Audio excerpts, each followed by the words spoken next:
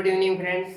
आज मैं लेके आया हूँ आपके लिए एक साइकेट्री का टॉपिक जिसका नाम होता है थॉट रिटार्डेशन। और ये कहाँ पे है? फॉर्मल लेवल पे है। थॉट का डिस्टर्बेंस है फॉर्मल लेवल पे। तो इसमें सबसे पहले आता है कौन सा?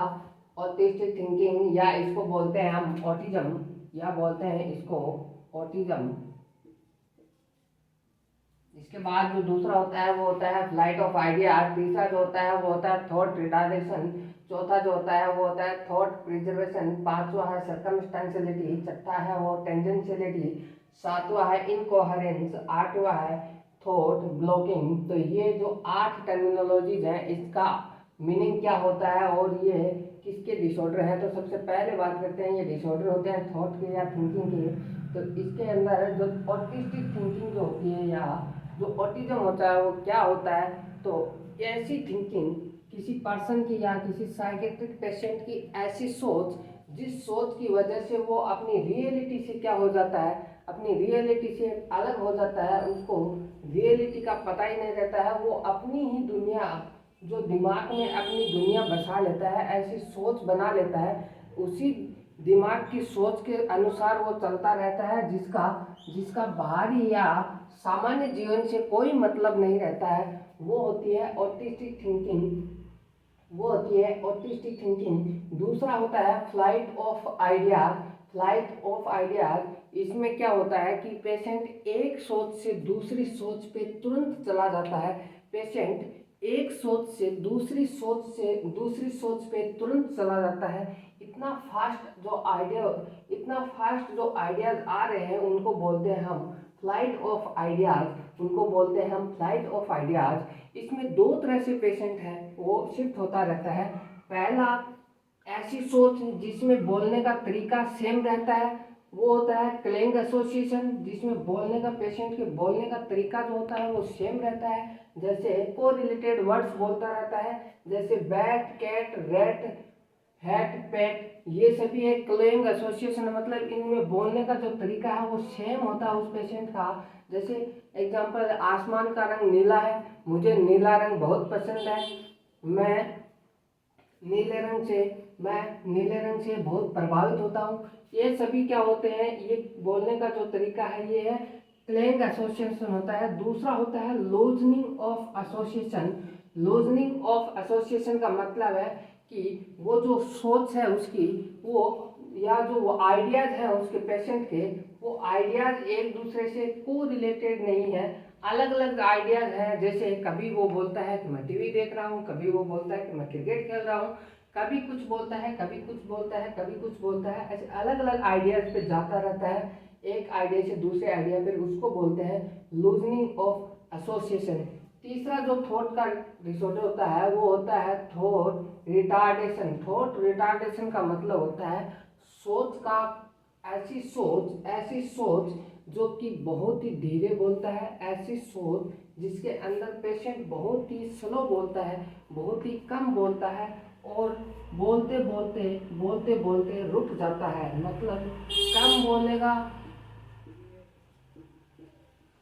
कम बोलेगा और बोलते बोलते ही रुक जाएगा, अपनी बोल कंप्लीट बात को नहीं करता है, बात भी अपनी कंप्लीट नहीं कर पाता है।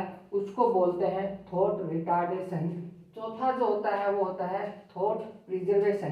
प्रिजर्वेशन का मतलब होता है किसी भी चीज़ का स्टोरेज कर लेना, किसी भी चीज़ का स्टोरेज कर लेना। यहाँ बात कर रहा है थॉट की, मतलब दिमाग के अंदर एक सोच का, एक थॉट का स्टोर हो जाना, उसको बोलते हैं थॉट प्रिजर्वेशन। जैसे अब हम किसी भी पेशेंट को या किसी भी पर्सन जो साइकेट्रिक पर्सन है उसको कुछ भी पूछते हैं तो वो उसी प्रिजर्व किए गए थॉट को बोलता रहता है। जैसे उसके दिमाग में नेहरू का वर्ड का जो थॉट है वो प्रिजर्व हो गया। अब हम उसको नाम पूछेंगे तो भी नेहरू बताएगा, देश का नाम पूछेंगे तो भी नेहरू बताएगा, उसके स्टेट का नाम पूछेंगे तो भी वो नेहरू ही बताएगा। ऐसी थॉट का प्रिजर्व हो जाना उसको बोलते हैं थॉट प्रिजर्वेशन। सर्कमस्टांशियलिटी, यहाँ जो सर्कमस्टांशियलिटी होता है, सर्कम का मतलब हो गया कि वो कितने सभी जगह घूम रहा है, मतलब घूम रहा है 360 डिग्री पे घूम रहा है, और लास्ट में क्या कर रहा है वो, क्या कर रहा है वो सच बता रहा है, लास्ट में क्या कर रहा है वो सच बता रहा है, उसको बोलते हैं सर्कमस्टेंशियलिटी। मतलब 360 डिग्री, सर्कम मतलब 360 डिग्री पे वो घूम गया, मतलब यहाँ वहाँ इधर उधर की पूरी बातें कर ली, लेकिन लास्ट में अंत में उसने सही सोच को, सही जो उसको पूछा गया है उसी पर्सन का सही जवाब दे देता है, उसको बोलते हैं सर्कमस्टेंशियलिटी। सर्कमस्टेंशियलिटी छठा जो होता है वो होता है टेंजेंशियलिटी। टेंजेंशियलिटी का मतलब होता है कि पेशेंट को अगर कोई भी क्वेश्चन पूछते हैं तो वो पेशेंट हमें तंग करता रहता है, तंग करता रहता है। यहाँ फर्स्ट में ही वर्ड आ रहा है तंग, इसका मतलब परेशान करता रहता है वो, और क्या करता है वो तंग करता रहेगा, तंग करता रहेगा, और परेशान करता करता वो सही आंसर भी नहीं देगा, सही आंसर भी नहीं देगा, उसको बोलते हैं टेंजेंशियलिटी। टेंजेंशियलिटी। इसके बाद जो होता है वो होता है कोहेरेंस। कोहेरेंस का मतलब क्या होता है?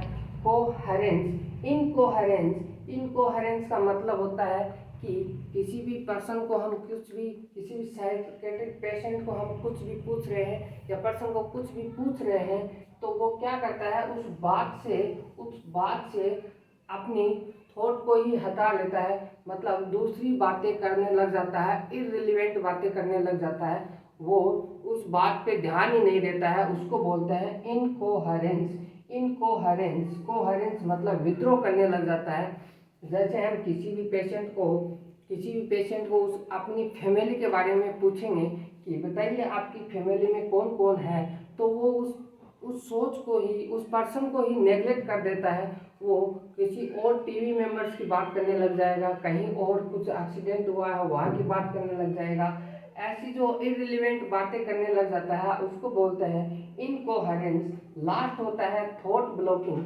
थॉट ब्लॉकिंग का मतलब होता है कि सडनली रुक जाना। कोई भी बात कर रहा था, बात करते करते सडनली वो स्टॉप हो गया, मतलब अचानक से रुक गया बातें करते करते, उसको बोलते हैं थॉट ब्लॉकिंग, उसको बोलते हैं thought blocking. Thank you to all. Video अच्छा लगे लाइक शेयर एंड सब्सक्राइब जरूर करना। Thank you.